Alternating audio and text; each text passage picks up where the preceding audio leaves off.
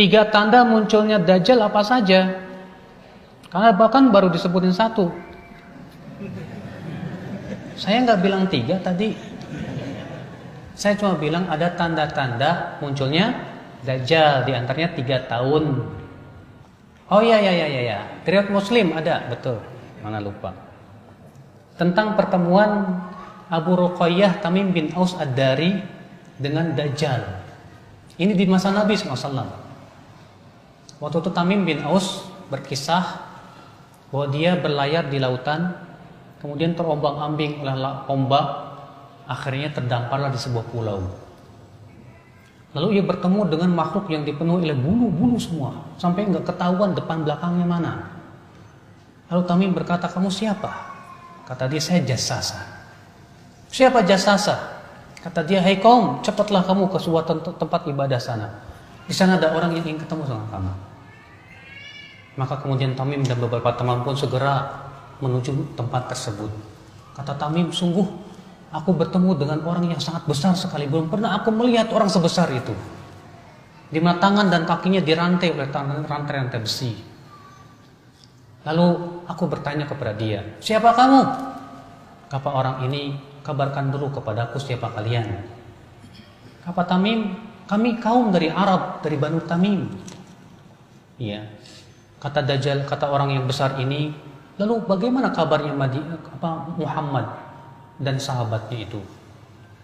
Kata Tamim, ia sudah menguasai kota Madinah dan kabilah-kabilah yang ada di sekitarnya.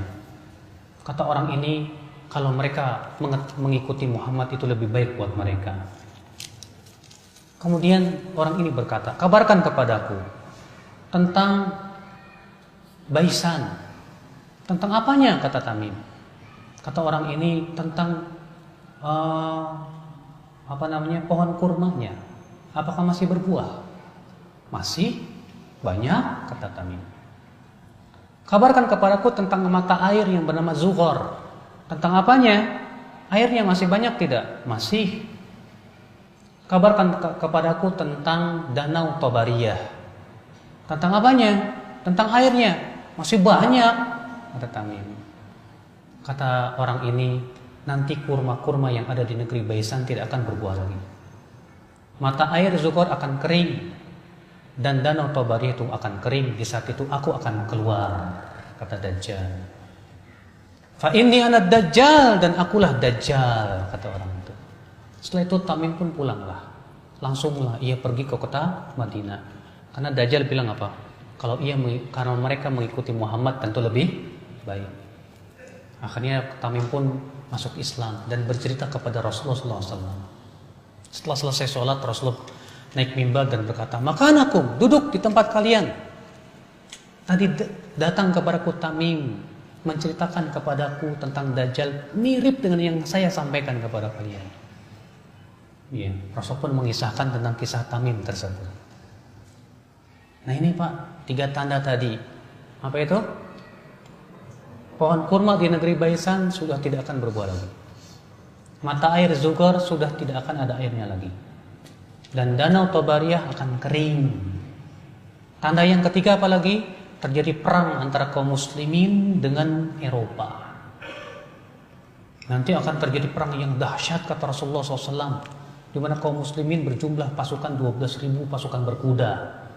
Dan itu sebaik-baiknya tentara di muka bumi pada waktu itu, kata Rasulullah. Dan perang terjadi sampai 3 hari 3 malam, berakhir dengan jatuhnya kota Konstantinopel. Di saat kaum muslimin hendak mengambil ghanimah, terdengarlah seruan Dajjal sudah muncul. Akhirnya mereka membuang kembali ghanimah dan masing-masing lari menyelamatkan diri. Karena Dajjal nggak bisa diperangi, ya, terlalu kuat. Akhirnya kaum muslimin pun lari, dan Dajjal akan keluar dari sebuah kota namanya Yahuda, di mana di Asfahan. Asfahan itu sekarang bagian dari Iran, Mas. Dan di Asfahan sekarang ada lebih dari 30.000 Yahudi. Dan Dajjal, kata Rasulullah, akan keluar bersama 70.000 pasukan Yahudi memakai topi toyalisah. Lalu kemudian Dajjal keluar keliling dunia. Jalannya secepat angin, kata Rasulullah SAW. Ya. Dia akan membawa apa? Membawa api dan air. Maka pilihlah yang kamu lihat itu api, karena itu hakikatnya adalah air yang sangat dingin, kata Rasulullah SAW. Kenapa? Karena Dajjal itu jago sihir, Pak. Makanya kalau kita ditawarkan sama Dajjal nanti, kalau la qadarullah, mudah-mudahan nggak ketemu ya. Ketemu Dajjal disuruh masuk antara air dan api, pilih api, Pak. Kata Rasulullah, karena itu hakikatnya apa? Air yang sejuk sekali. Loncat aja udah air sekali. Ya, bukan api. Nah itu ya akhi. Dan Dajjal itu yang akan menjadi pengikut siapa? Yang pertama orang-orang Arab Badu yang bodoh. Yang kedua para wanita. Kenapa para wanita? Karena mereka itu rata-rata bodoh tentang agama dan lebih mengikuti perasaan. Yang ketiga orang Khawarij. Kenapa orang Khawarij? Karena rata-rata mereka juga dangkal pemahamannya. Pokoknya semua orang yang nggak paham agama akan jadi pengikut Dajjal. Makanya yang selamat siapa? Yang paham agama, paham sunnah Nabi. Buktinya, kata Rasulullah, akan ada seorang pemuda yang akan datang. Lalu ia memperingatkan pengikut Dajjal, wahai manusia, dia ini Dajjal, menyesatkan kalian. Lalu pemuda ditangkap. Ketika mereka hendak membunuhnya, mereka berkata, jangan lakukan sampai Tuhan kita mengizinkan. Maksudnya Dajjal. Dibawalah ke Dajjal. Kemudian Dajjal berkata, apakah kamu beriman bahwa aku Tuhanmu? Kata orang itu, tidak, tapi kamu Dajjal, kamu pendusta. Lalu kemudian orang ini pun digergaji, ya, digergaji jadi dua belah.